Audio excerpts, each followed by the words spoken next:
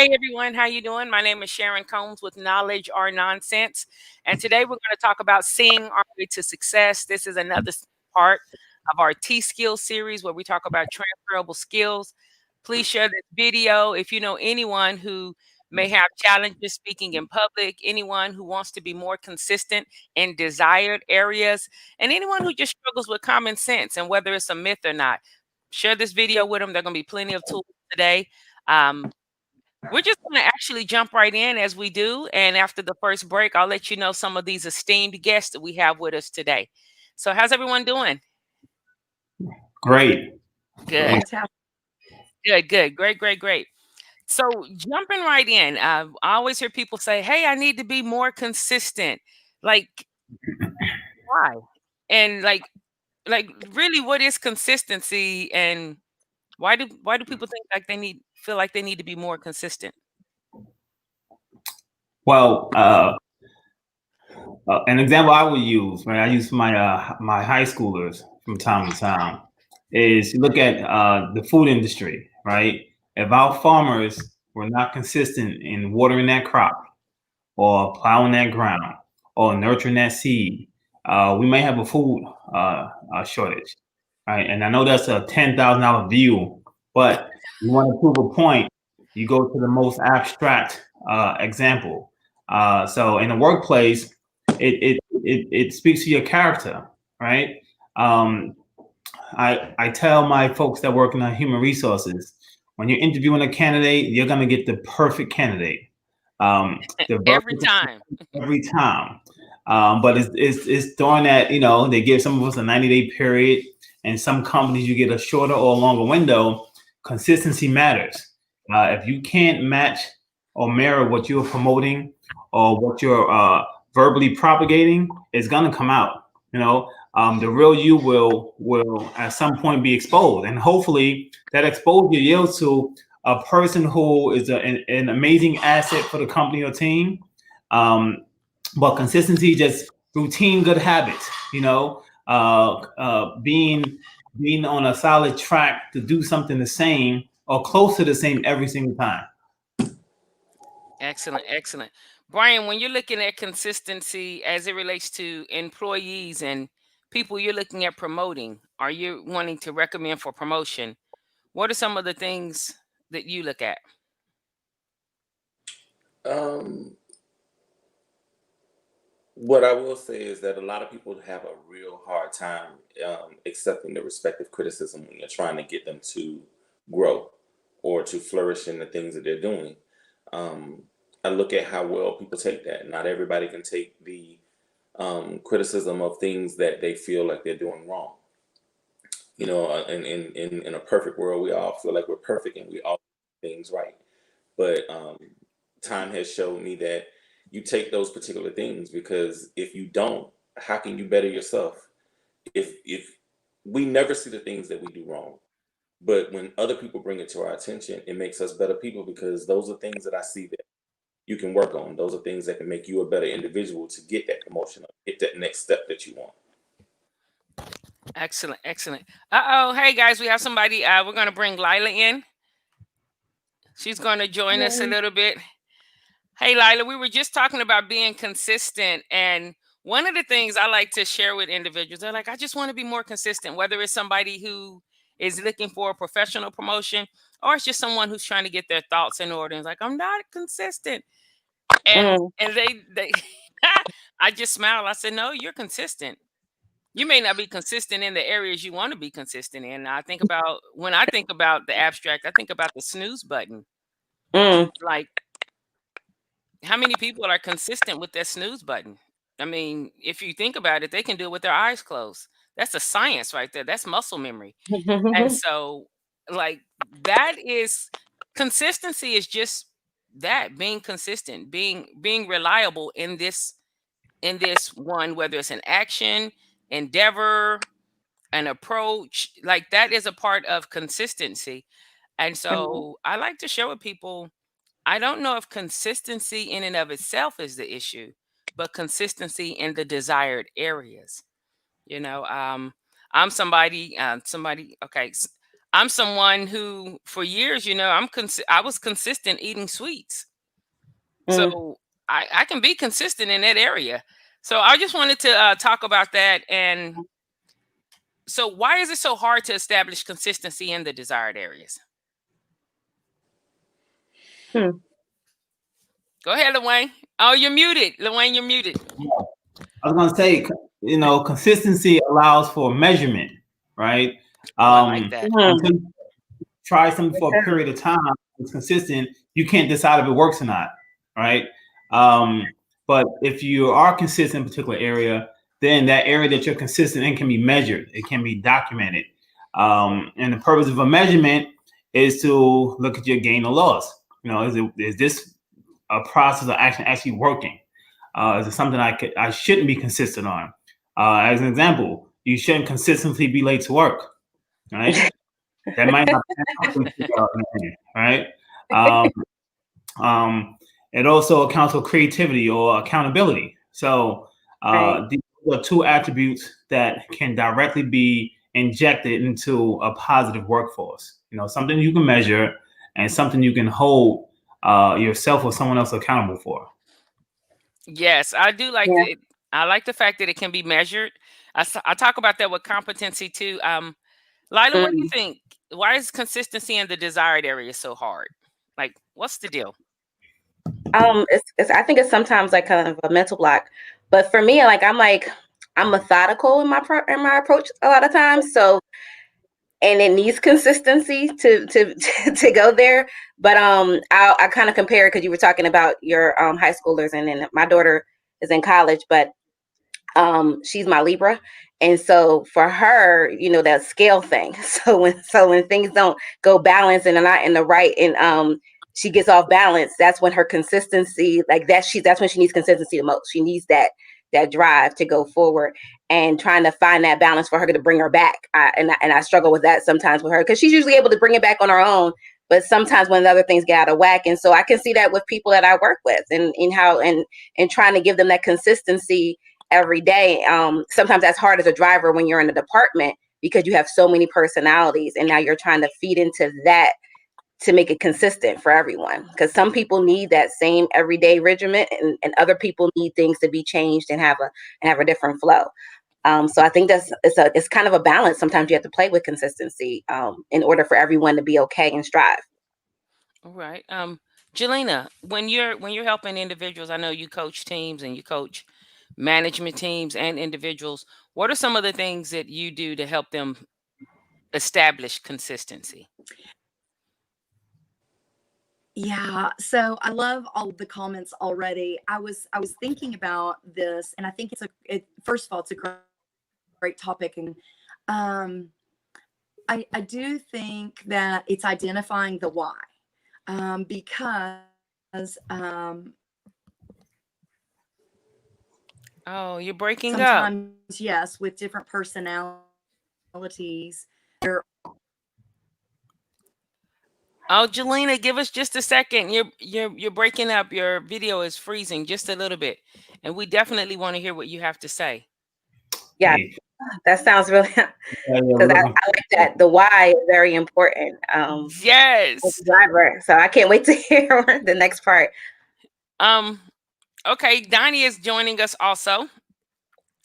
As Donnie comes on, we're going to come back to Jelena with the whys, and we're just going to take a couple of steps.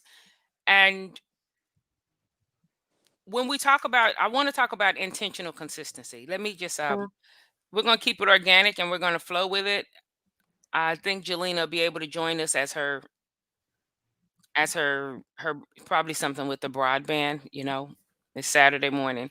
People are playing games. Well, Karen, can I ask you a Okay. question? Yeah, absolutely. I think for leaders and leaders, not just folks with titles, right? Whether you're a manager or technician or the leader of your lacrosse team, I think when you're consistent, it maintains your message, right? And your team, they'll listen to your message much more if you're consistent, right? If you're not changing the playbook so frequently that your new norm is chaos, But your normal is you don't know what's going on. You just operate in the mode of spur of the moment. This is what it is. But I think your consistency for in leadership, it helps you maintain a message, and that's part of your brand. You know, people begin to expect what you're going to deliver. You know, they begin to expect how you're going to perform. Um, Yes. uh, Not everyone likes surprises, especially not in business, you know. And SPD is a business. You know, we may work in sometimes some of us forget that this is part of a larger operation or in healthcare or in any didactum. We have to understand that your message, your brand, that's what's going to follow you, right?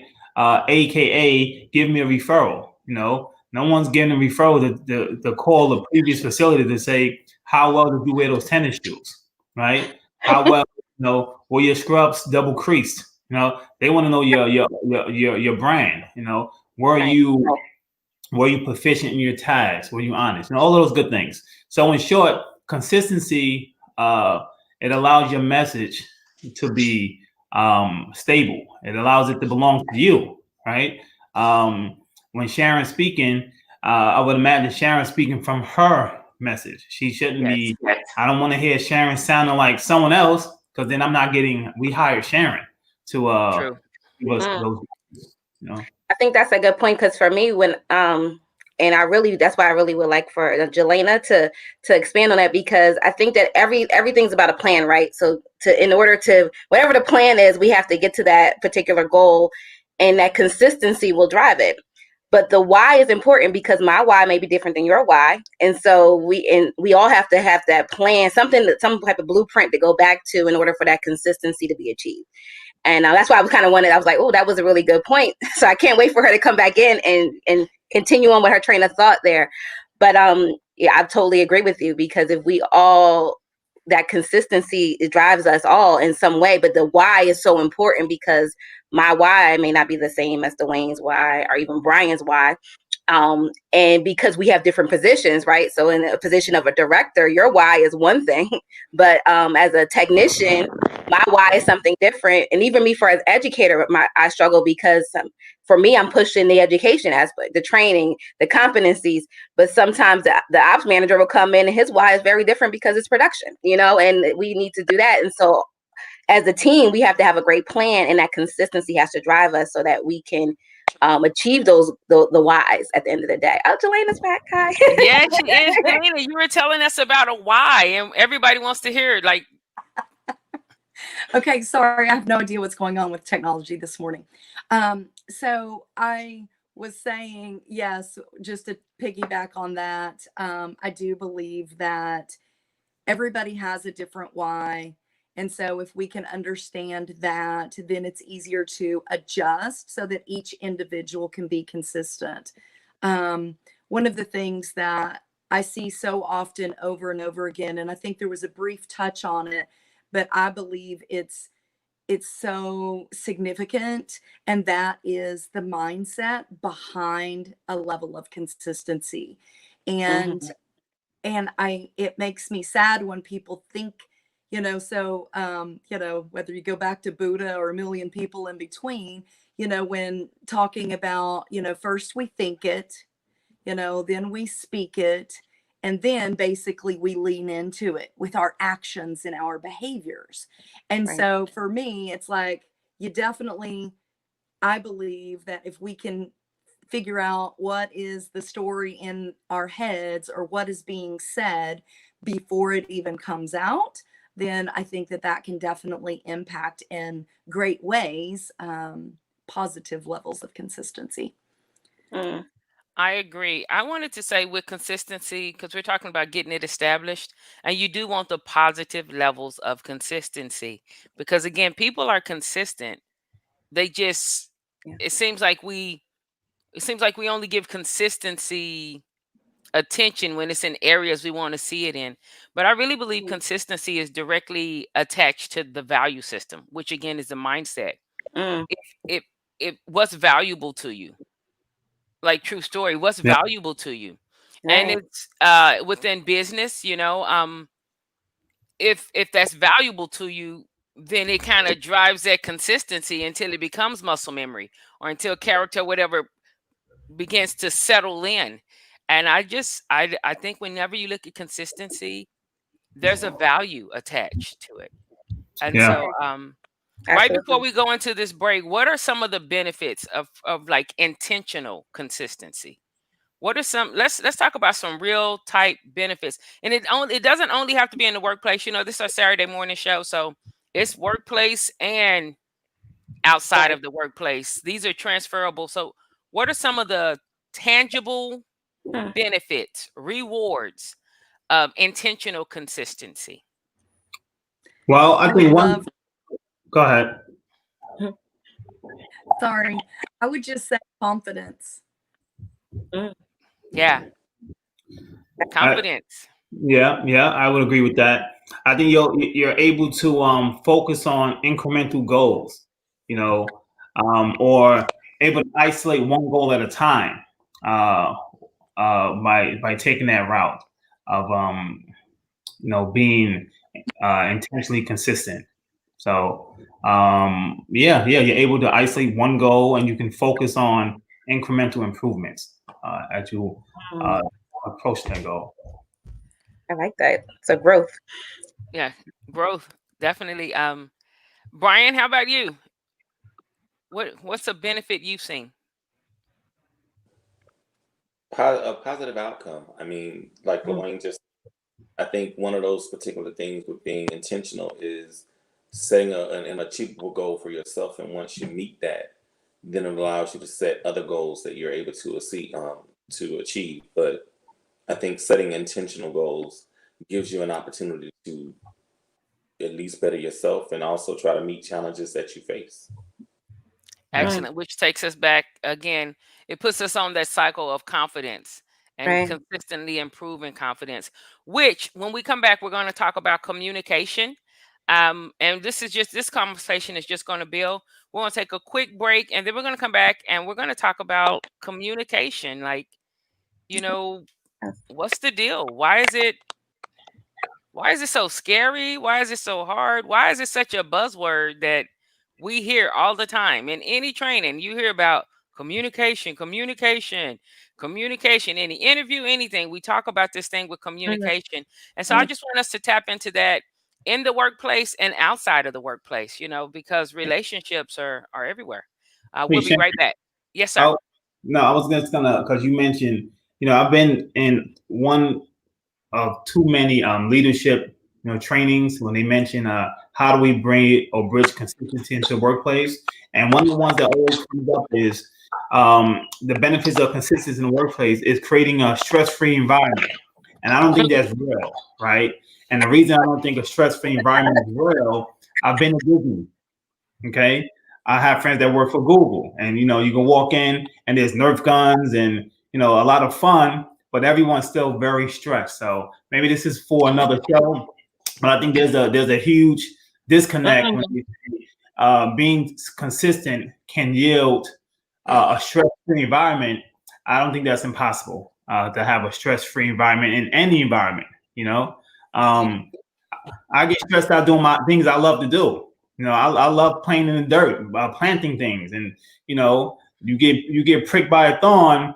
That's an emotional stressor. So I don't think a stress-free environment is real, even with all the consistency in the world. So just All right. No, yeah, maybe that's something we can look at. Definitely as it relates to the emotional intelligence, we can talk about what's good stress and what's bad stress. And maybe we help individuals identify what's what in that aspect. I All didn't right, know guys. you were a gardener. That was interesting. So I'm sorry. Just because I seen you so clean and pristine all the time, I feel like I can't imagine Mr. Perkins out in the car. So I'm He's a sorry. man of growth. I'm trying to become like Brian, a Renaissance man. Yeah. Two languages, can cook, ride a horse, all of that. Well, you got a lot to live up to. No, I'm sorry. I didn't mean to go off topic. I just got me. No, it's good. Guys, we'll be right back.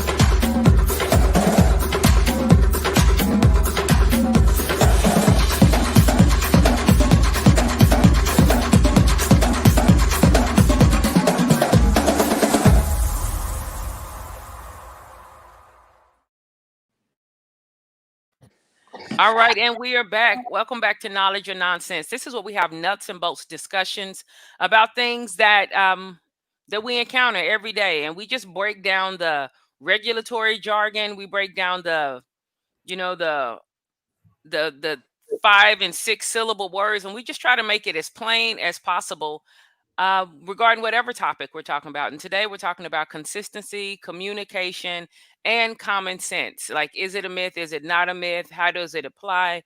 So, right before we get into this communication section, I want to introduce, we have with us Brian Reynolds. He's the current president of ISHM, which is the International Association for all sterile processors and materials management.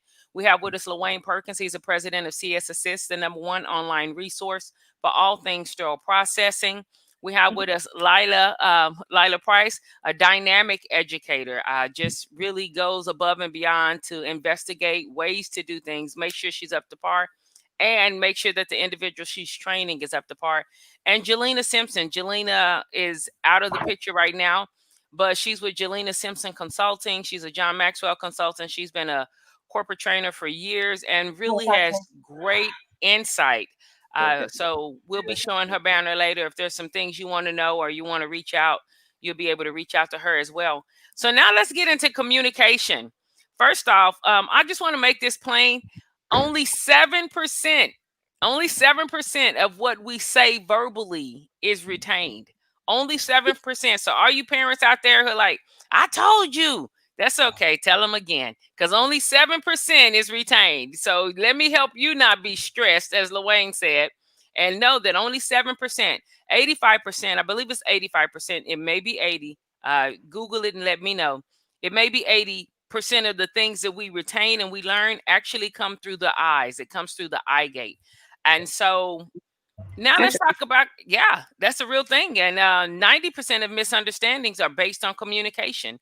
How it was said, where you said it, the mood somebody was in when it was delivered or when it was received. And we build these narratives based on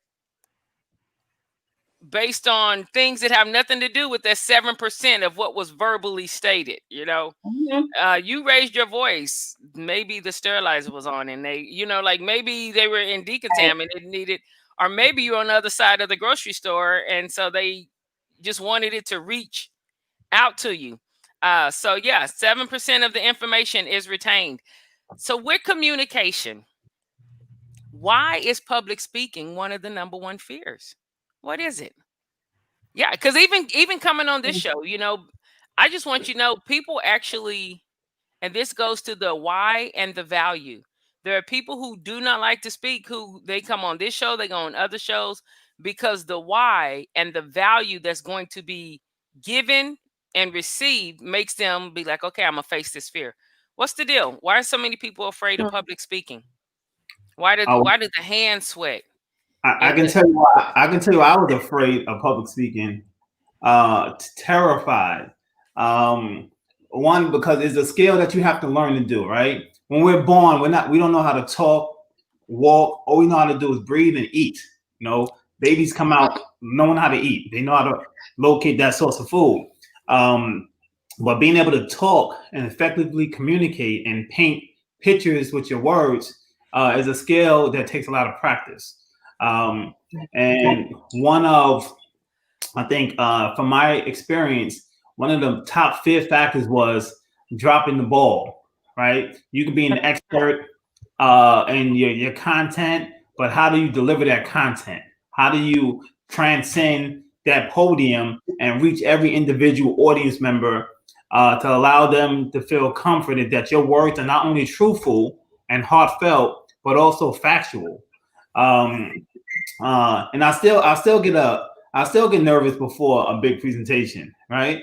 Not to the point of passing out, but I still get sweaty palms. I still get the rapid heart palpitations. I think it comes as a part of that feel.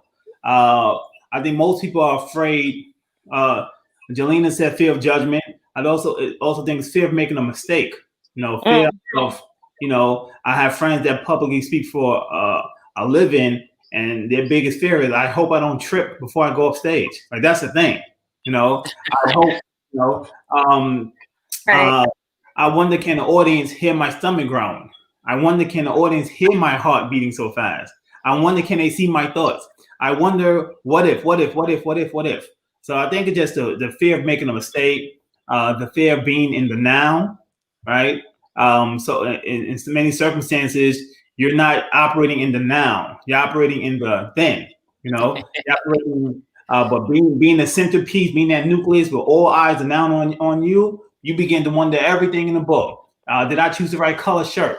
Do these glasses make my head look bigger? Everything. Some things that are so irrelevant, but you begin to think about every single scenario in the book. So it's an amazing feeling once you get past that moment. But I'll be curious to know from Brian and Lila, how do you stay into that space? What's your message? Go ahead, Brian. I'll let you go first. Well, I think one of the things that I wanted to expand upon that Lorraine said is fear of rejection. Mm-hmm. I think that's most of our biggest thing is the fear of rejection. It may be passionate to you, and it may be something that you really, really want to convey to everybody else, and it's something that's very near and dear to you, but is everyone else going to feel the same way that you feel about it? Are they going to look at it the way that you see it? Are they going to accept the way that you're delivering it? It's just the fear of rejection. Okay. Fear of rejection. Go ahead, Brian. Yes, question, Lorraine. For me, it took a long time to be able to stand up. I still have not done big crowds, but I just learned to make it personal for me. I can speak to you about things if I feel personal about it.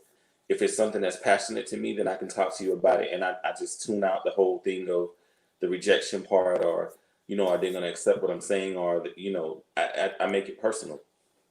I'm like you, when I have to stand up in front of people, I'm nervous, I'm jittery, I feel like I got to throw up, just all of that. But I just try to make it personal, so that way when my deliverance goes, you understand where I'm coming from. And I think in most situations when people do public speaking, they always speak about something that's passionate to them, because that way to me, they take everything else away from what you would be able to say. They make it personal. How about Lila? Do you have something you want to weigh in on about speaking, and why do you think? I think everybody touched on some of the major points. For me, speaking is more about being able to be in control of what I'm saying, because I speak real fast. That's the thing. I speak and I speak with my hands, so then I'm being distracted.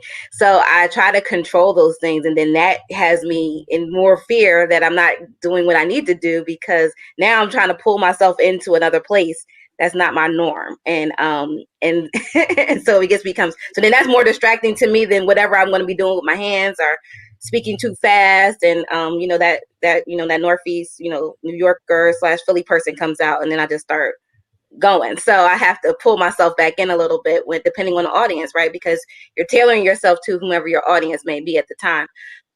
So that all those fears, all that anxiety behind the scenes, you're trying not to convey that openly to people, because you want to look like you're a master of what you're doing. And as everyone's talking, I'm sitting here thinking about how it's difficult for me, because I know that my father is a minister, preacher, reverend. So he doesn't have a problem speaking to anybody, anywhere, anytime. That's just who he is. And whether it's one person or there's hundreds of thousands, he's okay with that. And so when people look at you and they look at as a daughter of a preacher, and that you should have that same kind of charisma. I don't. I'm not that person. I'm very quiet. And so that's another issue with being in a public speaking limelight. It's for someone to kind of compare you to someone else. Okay. We're going to go deeper into this, but I just want to, for those of you who are listening, remember I said this show is actually building. It's building. It's going to have value standalone in every segment that we do today in the show, but it's building. And one of the things Brian said, he was like, when people are speaking, but it speaks to when we're more consistent doing things. Most of the time, fear is, we're born with two natural fears. I just have to put on my coaching and consulting hat. We have two natural fears when we're born.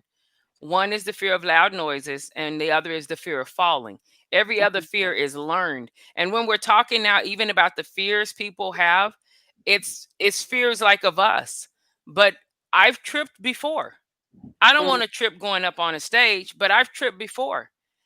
And if and when I trip again, I'm just going to get up and I'm going to be like, that was embarrassing as heck. Because the people who are watching me are just as uncomfortable as I am for tripping going up the steps. And so sometimes when we address it and be like, dang, was it slow motion or was it fast motion?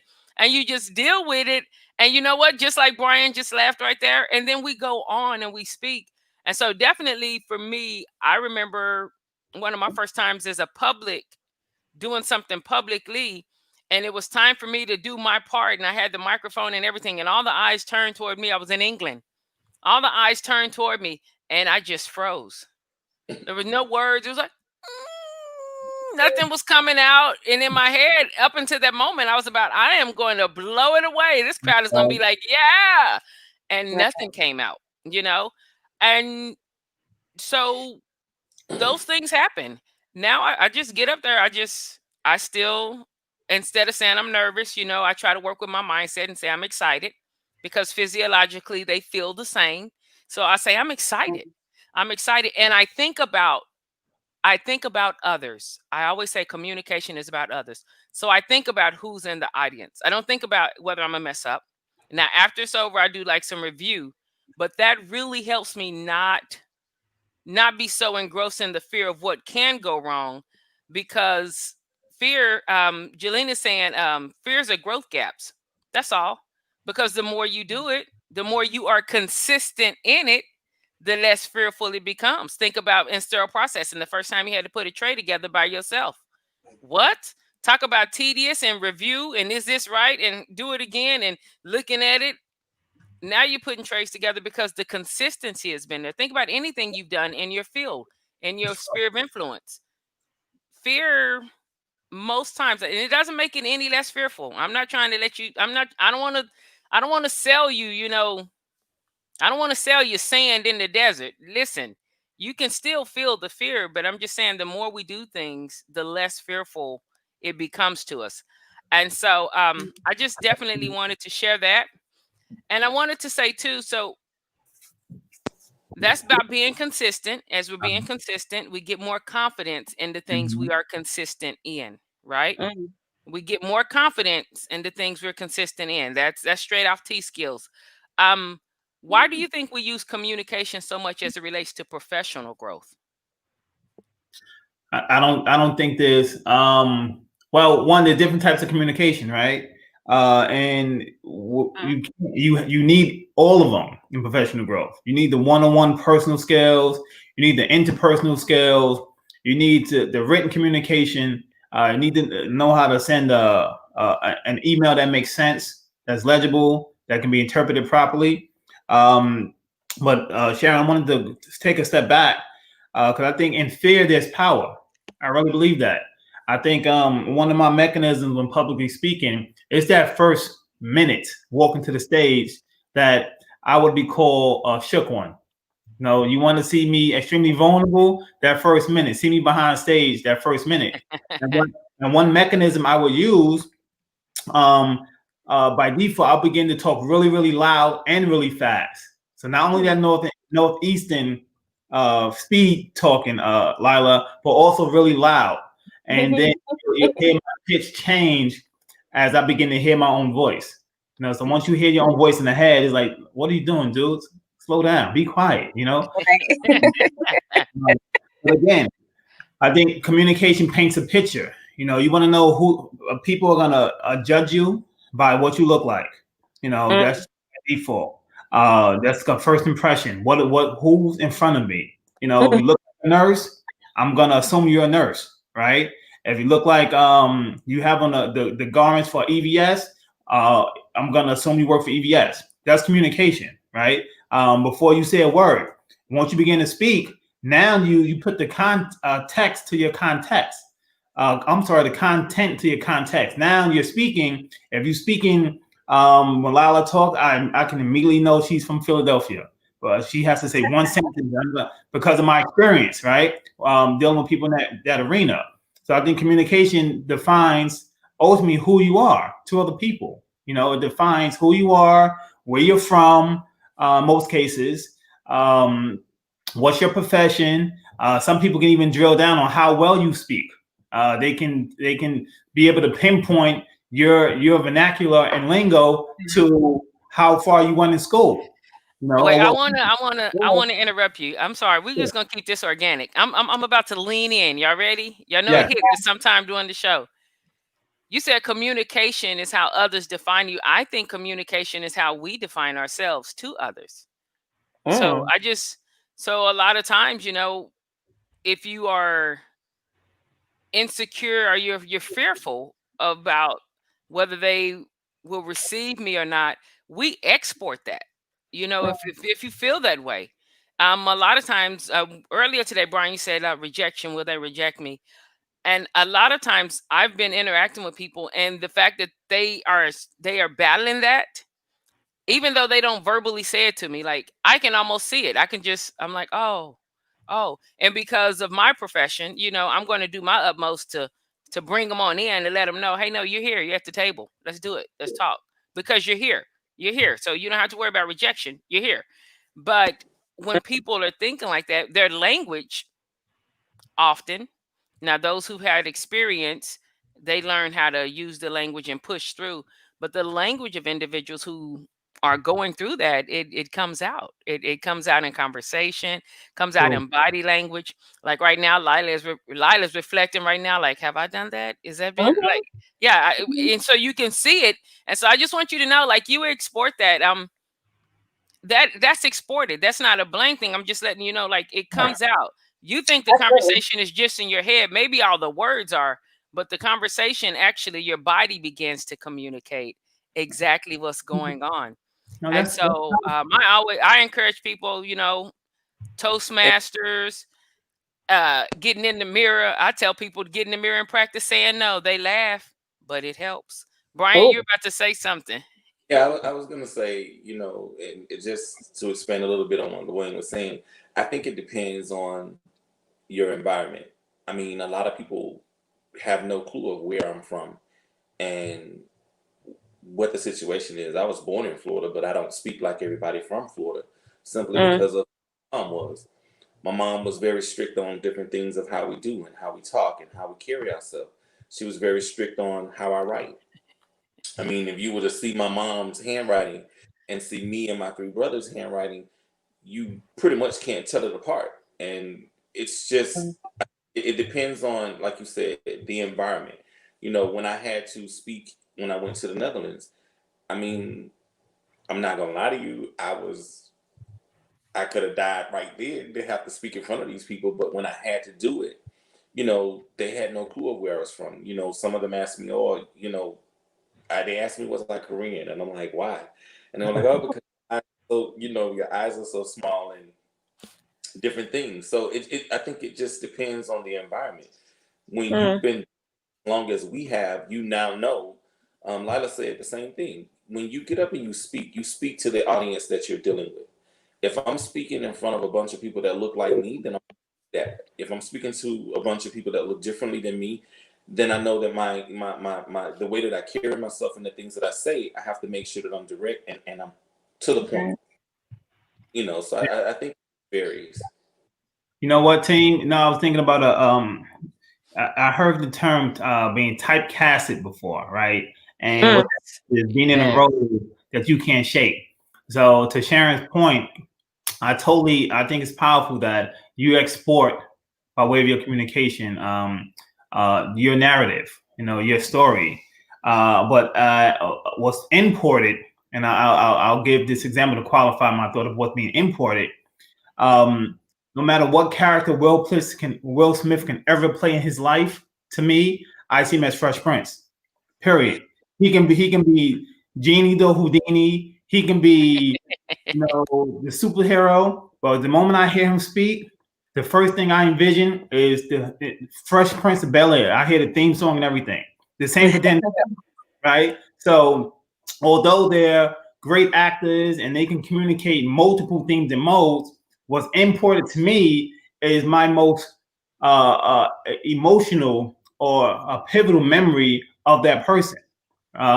That's how to some the greatest communicators, what's important to the audience is whatever the audience that connection is, whatever that you hold on to, that really the building blocks to how you connect with the person. So that's how those sorts of communicators are important to me, because it's the building blocks that connect me to you. All And it right. goes to what So Janina in her thing said, that humor. And honestly, when you said that about Will Smith, you're right. I see the same thing, and I think most of that is because he was that one person that made you laugh, and Right. because humor is something that speaks volumes to a lot of us. Mm-hmm. When I do things, I'm with you. I see Fresh Prince. I see when he did the thing with Ashley on the drums and he was dancing, and Right. Something you both touched on that made me start thinking about things of because how we change our for our audience, and I thought about being younger and coming from a educated family and things of that nature, and how children can sometimes change that. Because I saw Donnie post a comment about kids can be cruel and that sometimes changes you. But I remember moving around quite a bit. My father, as I said, he's a minister. We were in the Army, so we moved around a bit, and so you have to change for that particular location, that audience, that group of friends, and then they're looking at you, well, you speak so proper. So then I had to try to figure out how to speak a little bit more slang and things, because you wanted that acceptance, and that's what I was getting to. So sometimes you change your communication style based on who you want to be accepted by, not only so much but your audience, because sometimes you're just in to communicate a message and that's it. But if you want that acceptance and feedback from the audience, now you're changing your vernacular and your tone, because you need to bring them in, or you need to be accepted by them. So it just made me reflect to years ago, being like a 13-year-old trying to go into junior high school in a brand new area, and I had no idea. I had to figure out how to adapt and get and make it. and there's the key. There's the key, the adapt. And depending on where you are, some people call it code switching. When you get as far as speakers, they call it audience psychology. That's Mm, it. And again, that's your skill set. Like depending on your environment, and this is another, oh my gosh, guys. See, I want y'all to talk. But even when Let's people go. grow Let's in go. leadership, yeah, I'm about to. When people are growing in leadership, this is one of the things right there, what Lila just said. Because it's a new area, it's a new room, it's a new thing that you're doing, you have to get acclimated to it. And so you don't know. And what is fear based on? A lot of stuff you don't know. The more you know it and the more times you do it, you're consistent, the fear diminishes.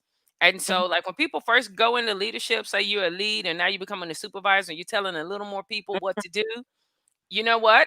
If you're not aware, and that's why we were going to talk about emotional intelligence and communication, how they bridge. If you're not aware, you will revert back to that 13-year-old person and the 13-year-old methodologies, and mm, you won't even know it. And so then your communication style becomes that of a 13-year-old trying to run a department or trying mm. to instruct adults. I'm just saying, I'm putting it out here. I'm putting it out here. Y'all out there in CS Nation, this is what it is. You can Right. read all the books on organizational structure. Please do. That adds to your skill set, but it's these nuances that make or break. It's the nuances that have people who should be in leadership stepping back because they think it's too hard. It's not too Right. hard. You're just unaware that you are now implementing 13-year-old methodologies, the methodologies of a 13-year-old, because you're new in this room. And that's not an indictment against you. It's just saying you don't have the grid yet for other things. But the more Mhm. consistent you are in this new room, the more comfortable you get sitting in your space. But a Mm. lot of people back up. A lot of people back up. You have to find ways to knock out your fear. I can tell right now, everybody on this panel is thinking, Brian, I see it. What's going? no, Because we want to help people, man. You got to Right. think about your audience. You want to help people. Come on, Yep. yeah. I man. was telling you about it. Is yesterday I had an employee that he was my employee, and he went into a supervisor role in another area. So he came into the office yesterday and he sat down and he said, it was something that you said to me that stuck with me. And I'm looking at him and I'm like, oh my God, I said so much. What are you getting ready to say? And he told me, he said, he said, it's something that you told me. He said, every time we would have discussions, you would always tell me, I need you to listen to hear and not listen to respond. Mm. Yeah. And he was a situation with one of the employees. Well, he's still having an ongoing situation with this person. And he was so judgmental and critical of himself because he would always say, am I doing the right thing? And I kept saying the same. And like Lorraine said, you got to keep it. Well, I'm sorry.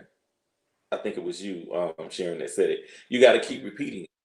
And I had to Mm. keep saying to him. And every day I have to talk to him and say the same thing. You got to remember something. There's a lesson in this situation. What are you going to do? Things aren't Mm. going to be the way you want it to be. And I said, if you think about it, this individual is doing the same thing to you that you did to me. So Mm. tell me what Ken would do when you did this 8 years ago. Tell me how you would have handled it. So he came and told me yesterday. He said, I had to sit down and I really had to listen to hear and not to respond. So when Mm. he had to with her and everything that she said, when he came back, he was beating himself up and he was about it. And I told him, I said, but that's when you're gonna learn. When people tell you to the points where you're to your core, then you actually learn. So it's working. And like I told him, I said, the biggest reward that you can ever do for me is learn the lesson that you're supposed to learn and move forward. I said, it's not about me. I give everything to the person above me. I said, but just learn the lesson that you're supposed to learn. That's So a for me, gem. that was a great teachable moment. And I'm glad that I said, it's funny to see your staff That's mimic you. awesome. It makes you mad because that's not funny, but when Sorry. they laugh, Because you're a good person. You're such a great leader. It's a compliment in the grand scheme of things. Yeah, that's a gem. That's a gem. I know I have a few text messages because Sharon, a lot of people are holding on to, your 13-year-old you trying to manage some adults. I just remember walking to a room and it's adults and the family standing there. I couldn't even speak, period. Because I know there's a consequence when you come into a room of adults and try to inject anything. So Mm. for the kids out there, um, you gotta 13 years old. You can't even ride a skateboard legally. You got to shake that off. You got to get some leadership strengths, some confidence builders. There's a lot of tools in this SPD community to help you become defined and redefine who you are. Because I can tell you, in a room full of leaders, yeah, I'm gonna value the voice for a 13-year-old if it's my child. But that's going to be the limitations of that conversation. Mm. Decisions have to be made. I want to know that you are not only qualified, confident, and willing to stand on your decision. I actually have a 14-year-old in the house, and when she spills paint in the garage after I told her not to paint, her default was, "How do you know it was me? Did you see me?" No. Oh, okay. So, Sharon, that was a jewel. And Brian, thanks for sharing that story. I agree. Yeah. When you're a staff member, you begin to, I'll call it, do the Mr. Miyagi, and your Karate Kid uses a move that you trained him to move. It does make you feel good. Yeah. Like, I taught him how to duck and weave. Yeah. Absolutely. Wax on, wax off. Yes. Donnie asked me, she said, how does your body language communicate confidence? And it says, we've developed thoughts about people without verbal communication. Um, Here's the thing. I think your body language communicates confidence because, again, going back to consistency. Um, and this is why when I tell people about the T skills and transferable skills, there are a lot of people say, I don't know how to talk to people. And maybe it's because you haven't talked to that particular group, but you've talked, if you're a parent, you've talked to principals, deans, PTA meetings, people at the grocery store. You talk to people every day. So the fact that you're telling yourself, I don't know how to talk to people, is reinforcing your fear. Find the things that reinforce your ability and your skill set. And so your body language is going to reflect whatever your thought process is. Now, there are people who say fake it till you make it. I'm not telling you not to. I'm not saying do or don't do that. But I've seen people who walk extra confident, but it's not real. Like, they're not as confident as they're trying to pretend. And that could just be my ability to see that because I study people. I'm a human behavior consultant. Because I look at the eyes. I look people in the eyes. Your eyes, like your body can be like, power pose. What? I got this. But if your eyes are darting, or maybe there's something else going on with your finger, you know, like it's still showing. So I think body language communicates confidence. Like for those of you who are watching right now, go back and review this again. I'm putting everybody on blast. All of us, we're all here to help our audience, right? That's what we're here for. That's our why. If you look at the beginning of this video versus this video right now, everybody's more relaxed. They're nodding a little bit more. Now they may get a little stiff because I'm putting attention on them. But the laughter, the smile, everything is more relaxed because that initial, like, they're out of their heads. And when we're in our heads, then our body language will reflect that. So things I think you can do, there are things that are called high power poses. I encourage people to do them. You can do them for 2 minutes and it shifts everything. This is a power pose. A lot of people don't know it, but having your hands behind your head and leaning back, that's a power pose. It's almost like captain of all you survey. When your body is folded up and your head is tucked under, those are low power poses. Go to my website or send the thing out to info@UCDI Leadership. I'll send you a slide with high power poses and low power poses. A lady named Dr. Amy Cuddy from Harvard University did a study on it. But yeah, your body language. Interesting. Your body language can reinforce. Here's the deal. When you're confident in your competence, other people will be. When you're confident in your competence. So if you're putting together a tray that you put together several times, you're confident about that. If you're driving a car that you've been driving for years, you're confident in that because you've been consistent in it. And then other people, they'll get in the car with you. They'll let you do the tray without looking over your shoulder.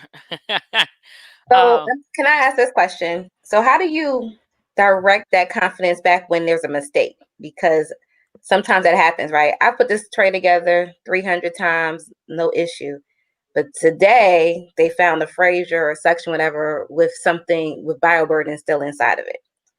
Now, for me, as on a tech level, my world is over because I made a mistake and I'm one of those people who just can't get past a mistake, right?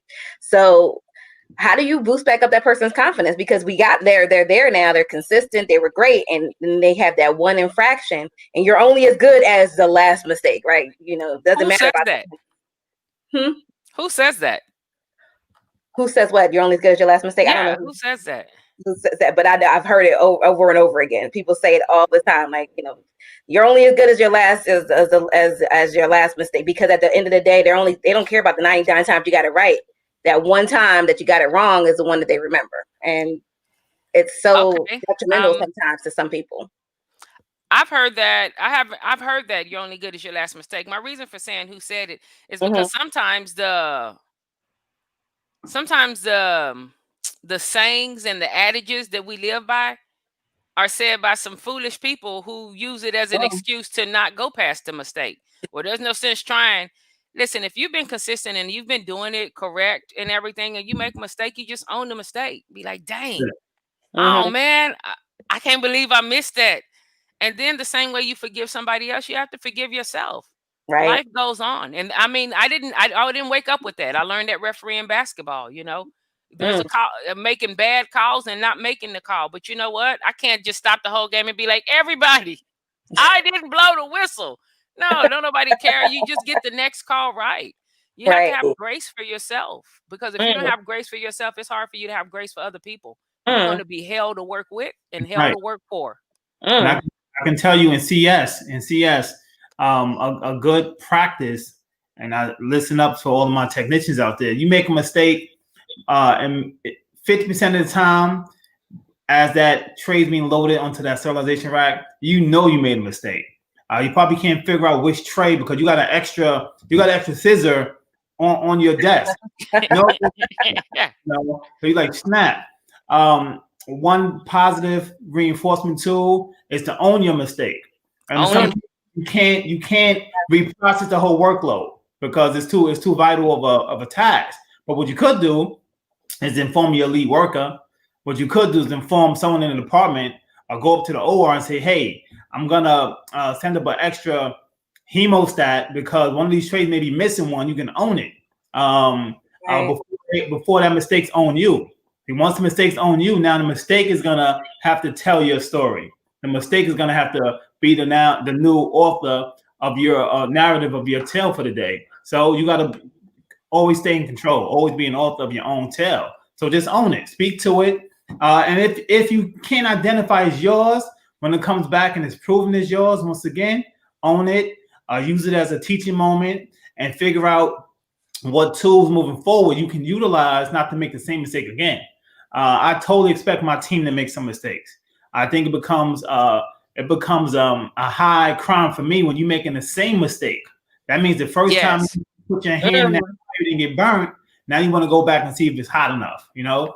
So don't make the same mistake. Learn from the first time or learn from other people's errors.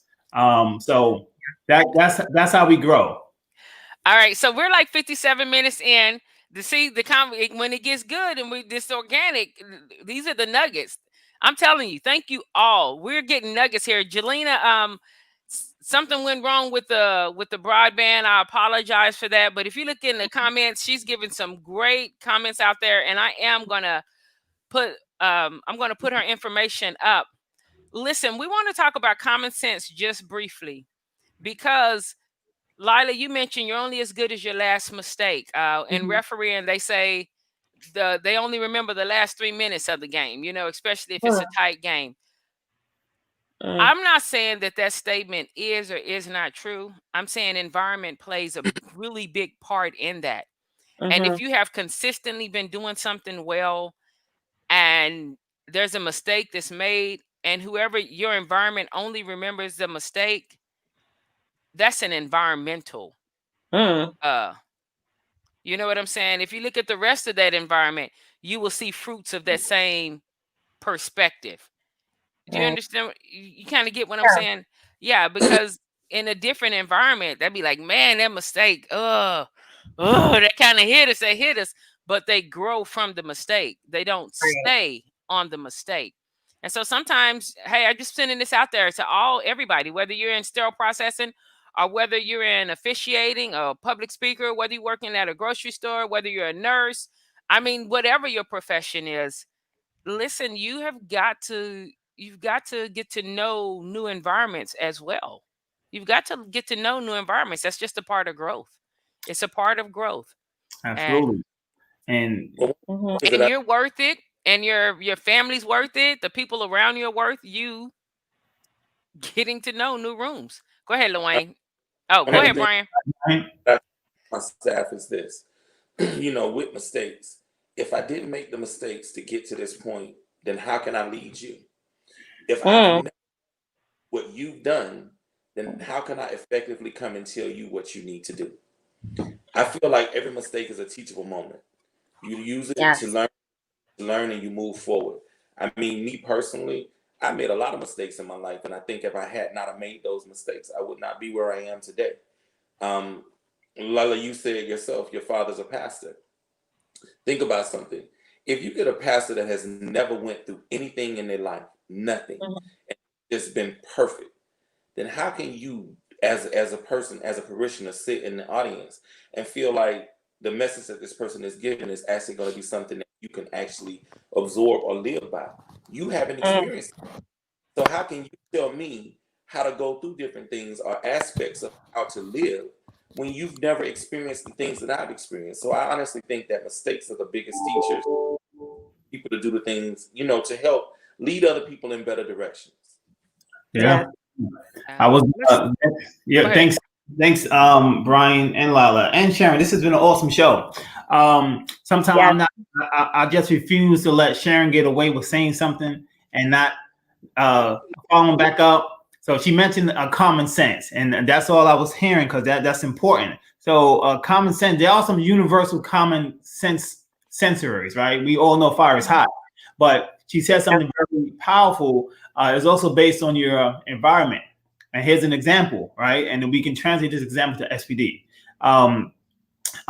If I see a dog, or my children see a dog, based on some historical context and environment, my son, he's 18, he's gonna run, period.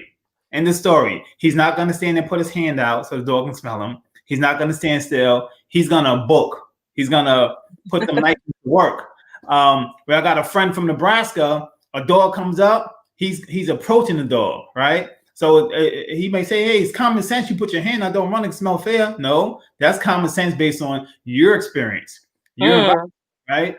I was a dental tech who came into SPD, and all I knew was dental trays. So they put me in front of a Synthes tray. It's common sense. You pull a count sheet. No, where I'm from, we didn't have count sheets. You had to memorize the trays. That's how I was trained. So it's also based on your environment. So hopefully next episode, Sharon, or future episode, we can drill down on different types of common sense and are they really common? Yes, within this T skills. Hey guys, join us next Saturday when we're talking about this. Next Tuesday, we'll be talking about safety in sterile processing, safety in SPD. And then the following Saturday is where we talk about transferable, whether you're SPD or in the community. We're going to continue talking about these T skills and seeing your way to success. Seeing is the letter C dash ing, seeing your way to success with consistency, with communication, with common sense. And I do believe it's a myth. I understand that it's common, but only to that common area, only to those common people, the people you have in common. Common sense is stuff you have in common. Because again, if you're a traveler, you're going to different places. Like Dwayne said, with the dental trays, that's not common sense because you don't have a grid for that. So we're gonna keep talking about seeing our way to success. We'll get into convergence. We'll get into confidence. You know, people want to be more confident. It's okay. We're going to hit those C's. Join us. Let people know this is what we're talking about next Saturday. Before we go, I think common sense is a myth. True story. Has anyone on the panel, when dealing with a mistake, actually said it, whether in your mind or verbally, man, it's common sense. Like, how did they do this? Have we ever judged somebody unfairly or harshly because it's common sense? Show of hands. Yeah, I'm guilty. I'm showing two hands. Yes. And you know why we're doing this live online? Because this is how you grow from mistakes. We have done it. We don't do it now, you know, and that's what the emotional intelligence comes into it. Just because you did something once, that doesn't define you. There's so much other stuff on the other side. Grow from your mistakes. Get up. Cool. All right. So thank you so much, Arlene. It's good to see you. Jelena, let me put your things down here on the bottom. Any final words? Anything you guys want to say about any of these C's, about communication? I do want to say Toastmasters, UCDI, my company, have a program called Language Mastery. If you want to learn about power words or become a better speaker, what are some things you guys recommend before we leave for people who want to improve their communication? Even body language. Like, look at yourself. If you tense, the people you're talking to are tense. What's going on? Right. So, do y'all have anything, any final things? A tidbit, I'm sorry, Brian, a tidbit that I learned how to help me publicly speak. Pick your favorite book. I had to memorize the Old Testament growing up. You know, my grandmother was no joke. I had to memorize it. So that's a different story. Like, we can talk about that later. But pick your favorite book, your favorite song, memorize the song, and perform that song or that verse in the book in front of a mirror, and see if you can convince you that you got it. So that helped me a great deal, you know, with old school hip hop. Made me shake it off. We're gonna talk about little young MC and some of those early pioneers that don't get their credit, but we talk later. I'm sorry. I can just imagine Lil Wayne going and I'm sorry. I'll tell you. But that's a really good hit. I'm gonna try it. I'm gonna do that. You know. All right, try that. Okay. Brian, you were gonna say something. Oh, go ahead. No, I'm just saying I'm gonna share more next week, so I can't wait. So I'm gonna hold on to this one little thing because I don't want to go into another topic because we'll be here another hour. So I'm gonna hold on to it. So come back next week because I have something really fun that I want to bring up. But we'll hold that for next week, so or the week after, whenever Sharon wants to talk about it. All right, Brian, did you? No, I was just gonna say, you know, think about, like when you said communication, you got to think about the way that you want that delivered to you. And I think if people sometimes think about that, then they'll be more mindful of the way that they deliver it to other people as well. Right. All right. Excellent, excellent. If you guys want to know more about Jelena, please visit www.jelenasimpson.com. I want to say thank you to CS Assist and to SIPS Consults. CS Assist, #1 online resource for all things sterile processing. SIPS Consults, been around 15 years, hands down. I just think SIPS is, SIPS was born of sterile processors, and SIPS creates like high quality leaders all day long, all day long, all day long. That's one thing, SIPS Consults. If you want to grow in leadership in any way, shape, or form, as you know about the field, then SIPS definitely will help you and prepare you to be able to stand on your own too, wherever you are in the nation. So I want to thank both of them as my sponsors. Thank you guys for being here on the panel. Please feel free to join us next Saturday. If you have any questions, send them to info@UCDI Leadership. If you're interested in the power poses, send me an email at info@UCDI Leadership, and we'll get those power poses out to you. Again, that's from Amy Cuddy and Harvard, Dr. Amy Cuddy, Harvard there, because non-verbally, you can do those power poses to help improve your confidence. And then you just learn different ways to stand, whether it's loose, whether it's tight. All of that is going to communicate something to the people you're speaking to. Right. I do want to say this before we go. Your audience isn't just an audience as a public speaker. Your audience are your team members in the huddle. Your audience is in the circle of care, environment of care meeting. Your audience is when you have to go up to the OR and you're talking to somebody. That's your audience, is whoever you are speaking to at that time. In the break room, that's your audience. And so you want to be aware of who your audience is and learn how to navigate that. Okay, I believe that's it. Yeah, everyone have a great. You too. Thanks, Aaron. Thank you for inviting me. Hey, no, thanks for being here. I'll see you guys next week. Thank you.